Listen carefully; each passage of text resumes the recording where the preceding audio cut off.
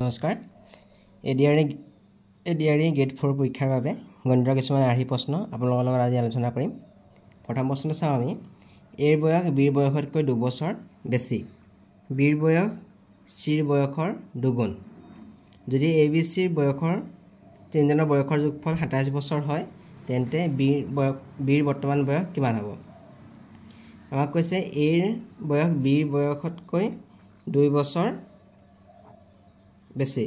আকৌ বিৰ বয়স চিৰ বয়সৰ দুগুণ। চিৰ বয়সৰ দুগুণ আমি চিৰ বয়স ধৰি ল'ম, ধৰা হ'ল চিৰ বয়স x বছৰ। তেনেহ'লে বিৰ বয়স হ'ব চিৰ বয়সৰ দুগুণ। চিৰ বয়সৰ দুগুণ তাৰমানে আমি চিৰ বয়স ধৰিছিলোঁ x বছৰ, x বছৰ দুগুণ হ'লে হ'ব টুৱাইছ x বছৰ। বিৰ বয়স হ'ব টুৱাইছ x বছৰ। তাৰপিছত কৈছে এৰ বয়স বিৰ বয়সতকৈ 2 বছৰ বেছি। আমি বিৰ বয়স পালোঁ টুৱাইছ x, গতিকে এৰ বয়স হ'ব টুৱাইছ x প্লাছ 2। এৰ বয়স বিৰ বয়সতকৈ 2 বছৰ বেছি বুলি কৈছে। এতিয়া আমি চিৰ বয়স পালোঁ x, বিৰ বয়স পালোঁ টুৱাইছ x আৰু এৰ বয়স পালোঁ টুৱাইছ x প্লাছ 2। তিনিটাৰ বয়সৰ যোগফল হ'ব 27 বছৰ। তাৰমানে টুৱাইছ x প্লাছ 2 এৰ বয়স, টুৱাইছ x টো বিৰ বয়স আৰু x টো হ'ল চিৰ বয়স। তিনিটা বয়স যোগ কৰিলে হ'ব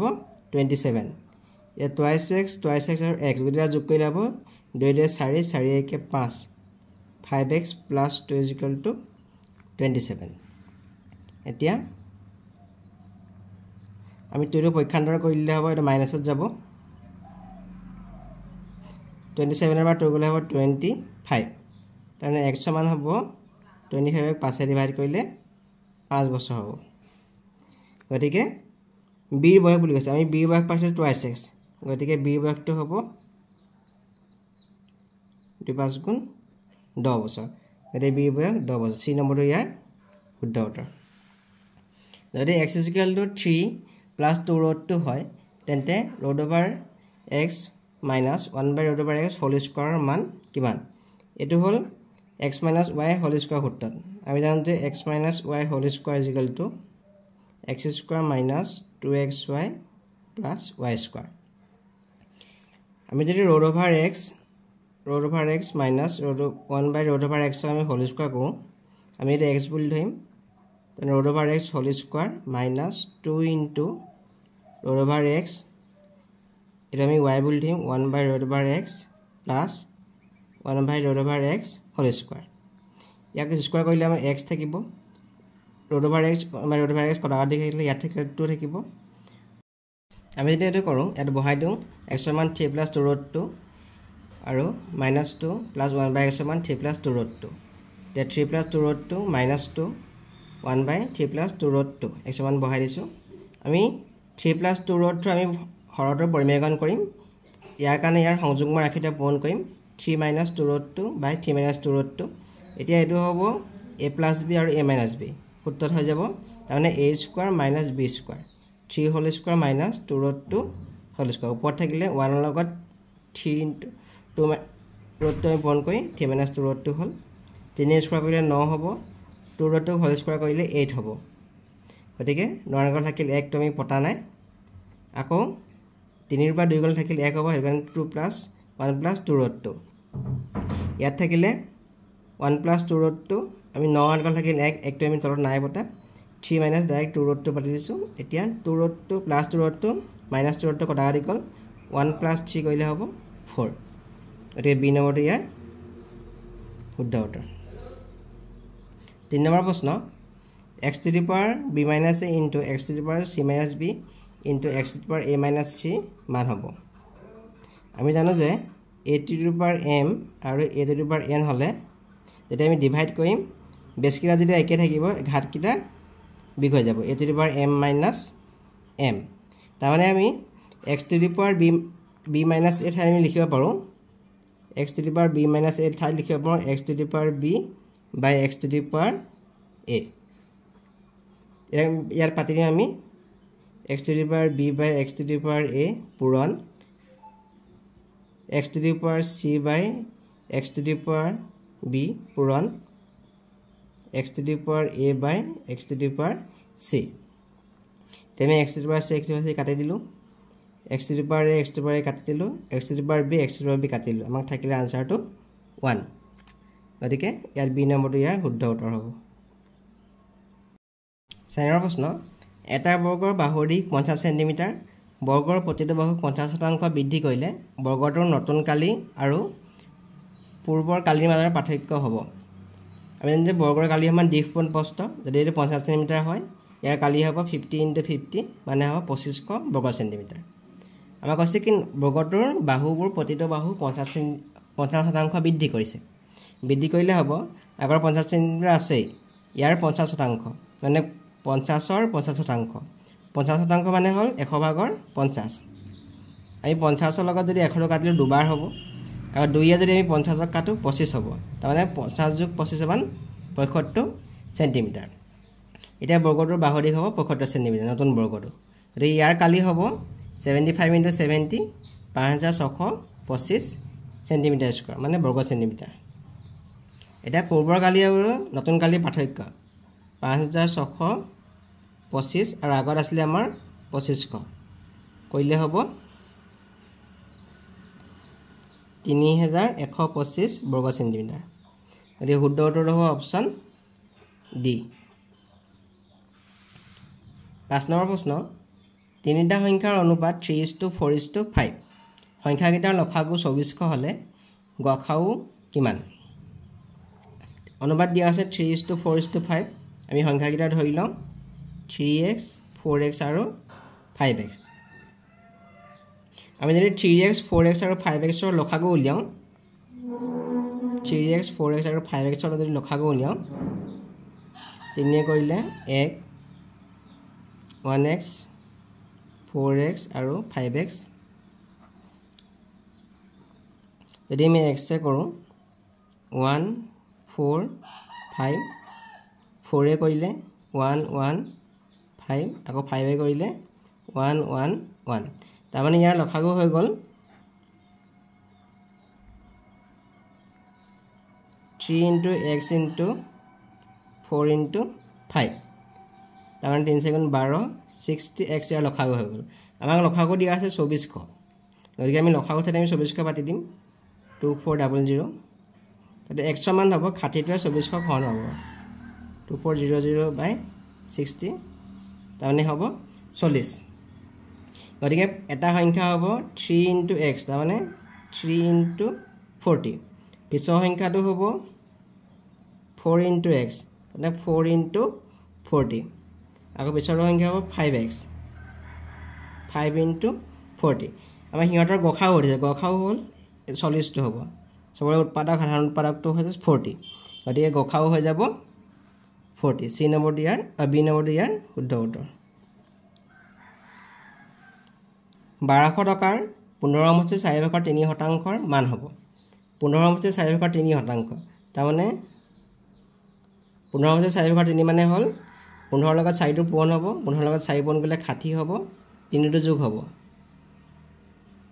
63/4 1200 টকা বুলি কৈছে গতিকে আমি ইয়াত 1200 পাতি ল'ম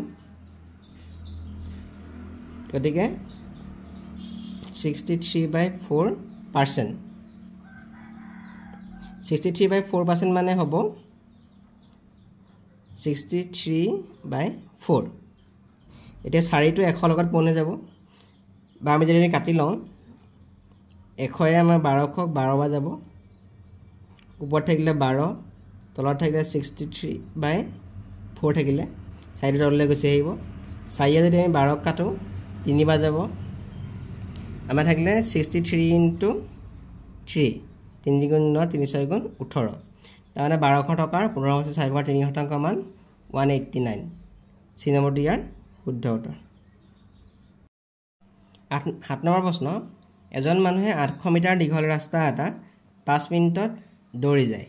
তেওঁ বেগ কিলোমিটাৰ প্ৰতি ঘণ্টা এককত হ'ব আমাক বেগ উলিয়াবলৈ কৈছে বেগটো হ'ব দূৰত্ব বাই সময় আমাক দূৰত্বটো দিয়া আছে 800 মিটাৰ 800 মিটাৰটো আমি যদি কিলোমিটাৰত প্ৰকাশ কৰোঁ 800টোক আমি 1000 হৰণ কৰিব লাগিব তেতিয়া আমাৰ কিলোমিটাৰত পাম আৰু কৈছে সময়টো কৈছে 5 মিনিট 5 মিনিটটো যদি আমি ঘণ্টাত প্ৰকাশ কৰোঁ 5/60 তাহলে 60 মিনিটে 1 ঘণ্টা হয় এতিয়া আমাৰ বেগটো হৈ যাব প্ৰথমতে দূৰত্বটো 800/1000 আৰু কৈছে সময় 5/60 এটো কৰিলে হ'ব 800/1000 ইনটু 60 টো ওপৰলৈ গুচি যাব 5 টো তললৈ গুচি আহিব এতিয়া আমি যদি কাটো ইয়াত দুটা শূন্য ইয়াত দুটা শূন্য 5 এ যদি 60 কাটো 12 হ'ব আকৌ যদি 10ক 2 এ কাটো 2 5 গুণ 10 2 6 গুণ 12 8 6 গুণ হৈ গ'ল 48 তলত থাকিলে 5 এটা কিলোমিটাৰ প্ৰতি ঘণ্টা একক হৈ যাব ইয়াত এখানে কটাকাটি কৰিলে আনসাৰটো পাম 9.6 কিলোমিটাৰ প্ৰতি ঘণ্টা এটা সি নম্বৰটো ইয়াৰ শুদ্ধ উত্তৰ হ'ব যদি 5 to the power a is equal to 3125 হয় তেন্তে 5 to the power a minus 3 মান হ'ব আমি 3125 টো আমি মৌলিক উৎপাদকৰ পূৰ্ণফল হিচাপে প্ৰকাশ কৰিম আমি 5 এ হৰণ কৰিম 5 6 গুণ 30 5 2 গুণ 10 5 5 গুণ 25 5 এ যদি কৰিম 5 2 গুণ 5 5 25 5 আৰু 5 তা মানে 5 into 5 5 into 5 into 5 পাঁচটা পূৰণ হৈ আছে গতিকে 5 to the power 5 হ'ব তাৰ মানে আমাৰ ইয়াত দিয়া আছে 5 to the power a 5 to the power a is equal to 3125 তা আমি 3125 মানে হ'ল পালো 5 to the power 5 5 to the power 5 তাৰ মানে a মানটো হ'ব 5 আৰু যদি 5 টো নাই কাটি দিও a মানটো হ'ব 5 আমাক এতিয়া উলিয়াবলৈ কৈছে 5 to the power 5 to a minus 3 আমি a মান পালো 5 minus 3 পাছনি গল থাকিল 2 5 স্কয়ার মানে হ'ব 5 দুটা পূৰণ তাৰ মানে হৈ গল 25 গতিকে আনসাৰটো হ'ব a নম্বৰটো 9 নম্বৰ প্ৰশ্ন ইয়াৰ হাজনটো চাবলৈ কৈছে 7 10 2 6 এবাসি 189 12 5 4 20 so 585 তাছত এটো পাইছে 8 9 7 7 10 এর মাজত কোনটো হবে হৰিছে আমি যদি ইয়াত চাও এই নম্বৰটো চাও 7 square plus 10 square plus 2 square plus 6 square আমি যদি প্ৰথমখিনি চাও গোটেইটা সংখ্যাৰ square 7 square 10 square 6 square 2 square গোটেইটা স্কয়াৰ উলিয়াই যোগফল কৰিলে 180 পাম মাজৰ 189 পাম মাজৰ সংখ্যাটো পাম তেনেকৈ 12 square plus 5 square 4 square 20 square এইকেইটা গোটেইটা আমি যদি যোগ কৰোঁ পাম মাজৰ সংখ্যাটো 585 পাম তেনেকৈ আছে 8 9 10 7 গোটেইটা আমি যদি বৰ্গ কৰোঁ 18 বৰ্গ 64 9 বৰ্গ 81 তাৰ পিছত 10 বৰ্গ 100 আৰু 7 বৰ্গ 49 গোটেইটা যোগ কৰিলে পাম 294 গতিকে বি নম্বৰটো ইয়াৰ শুদ্ধ উত্তৰ 10 নম্বৰ প্ৰশ্ন এটাৰ মিশ্ৰণৰ গাখীৰ আৰু পানীৰ অনুপাত 7:5 যেতিয়া মিশ্ৰণটোত 15 লিটাৰ পানী যোগ কৰা হয় তেতিয়া গাখীৰ আৰু পানীৰ নতুন অনুপাত হয় 7:8 নতুন মিশ্ৰণত থকা পানীৰ পৰিমাণ হ'ল আমি চাওঁ গাখীৰ আৰু পানীৰ অনুপাত প্ৰথম আছিল 7:5 যেতিয়া আমাক কৈছে 15 লিটাৰ যেতিয়া পানী যোগ কৰা হয় 15 লিটাৰ পানী যোগ কৰিলে নতুন অনুপাতটো হয় 7:8 তাৰমানে কিমান অনুপাত বাঢ়িল আমি পানীৰ অনুপাতটো বাঢ়িল 3 একক বাঢ়িল 3 একক কেতিয়া বাঢ়িল যেতিয়া 15 লিটাৰ পানী তাত মিশ্ৰণটোত যোগ কৰা হৈছিল গতিকে আমি 3 একক সমান 15 লিটাৰ পানী হৈছে গতিকে 1 একক হলে 15/3 মানে 5 লিটাৰ 1 একক যদি অনুপাত বাঢ়িবলৈ হলে 5 লিটাৰ পানী লাগিব যদি তাত 8 একক অনুপাতটো হয় গতিকে পানীৰ অনুপাত যদি 8 একক হয় গতিকে পানীৰ পৰিমাণ হ'ব 15/3 * 8 15 আমি 3 হৰণ কৰিলে 5 হ'ব 5 5 7 গুণ হ'ব 40 লিটাৰ মিশ্ৰণটোত থকা পানীৰ পৰিমাণ হ'ব 40 লিটাৰ বি নম্বৰটো ইয়াৰ শুদ্ধ উত্তৰ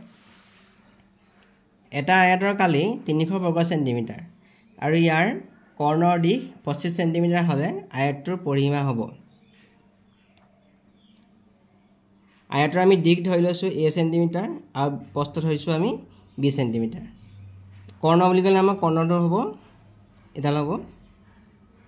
এৰ কৰ্ণৰ দিশ আছে আমাৰ 25 সেন্টিমিটাৰ এটো হলে এটা সমকোণ ত্ৰিভুজ হৈ যাব এটা এটা সমকোণ ত্ৰিভুজ হ'ব গতিকে যেটো এটা সমকোণ ত্ৰিভুজ ইয়াৰ কৰ্ণ মান 25 সেন্টিমিটাৰ গতিকে পাইথাগোৰাছৰ সূত্ৰ মতে হ'ব a square plus b square is equal to 25 whole square তাৰ মানে ত্ৰিভুজ স্কয়াৰ সমান লম্ব স্কয়াৰ যোগ ভূমি স্কয়াৰ পাইথাগোৰাছৰ সূত্ৰ মতে the a square plus b square is equal to 625 আকৌ আমাক দিয়া আছে আয়তৰ কালি যদি আয়তৰ দিশ a সেন্টিমিটাৰ হয় প্ৰস্থ যদি b সেন্টিমিটাৰ হয় গতিকে আয়তৰ কালি হ'ব a into b দিশ পূৰণ প্ৰস্থ তাৰ মানটো হ'ব 300 এতিয়া আমি যদি এখিনি কৰো আমি জানো যে a plus b whole square is equal to a square plus 2a plus b 2ab plus b square আমি যেটা পিছত লিখিছো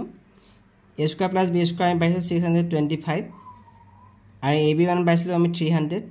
2 into 300 মানে 600 কইলে 1225 হ'ব 1225 মানে হল 35.35 মানে 35 স্কয়াৰ 35 স্কয়াৰ কইলে 1225 হ'ব